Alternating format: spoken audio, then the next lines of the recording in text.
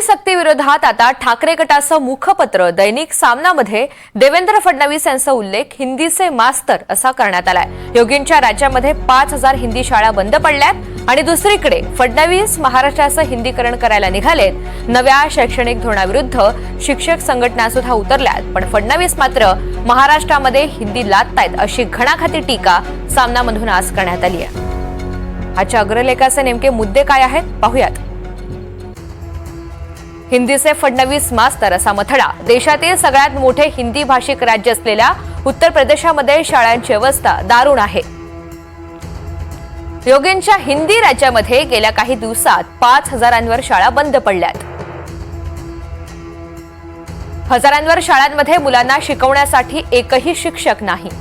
शिक्षा मित्र या संकल्पनेतून शिक्षण क्षेत्रामध्ये ठेकेदारी पद्धतीने शाळा चालवल्या जात आहेत, पण शिक्षणाचा दर्जा खालावलाय।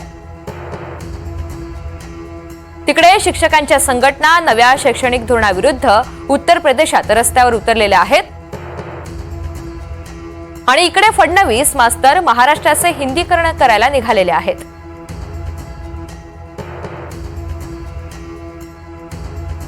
ज्या हिंदीसाठी आपला एवढा देवेंद्र फडणवीस यांचा आटापिटा सुरू आहे, त्या उत्तर प्रदेशमध्ये गेल्या 2 महिन्यामध्ये साधारण 5,000 शाळा बंद पडल्यात, म्हणजे हिंदी भाषिक शाळा बंद पडल्या। हे उत्तर प्रदेशच्या वृत्तपत्रात पहिल्या पानावर छापून येत आहे। आधी त्याच्यावर काम केलं पाहिजे। नरेंद्र मोदींनी जी काही त्रिसूत्री वगैरे काढली आहे ना, अमित शहानी, आधी उत्तर प्रदेश, राजस्थान, बिहार, मध्य प्रदेश हे जे हिंदी भाषिक, ज्याला काऊ बेल्ट म्हणतात, तिथे हिंदी शाळांवर, हिंदी भाषेवर काम करणं आवश्यक आहे। मुंबई आणि महाराष्ट्रामध्ये हिंदी भाषा संपन्न आहे।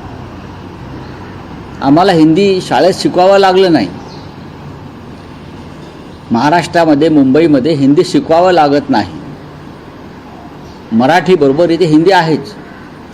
शाळेमध्ये तुम्ही हिंदी शिकवायची गरज नाही, हे स्पष्ट, आणि सक्ती करण्याची गरज नाही।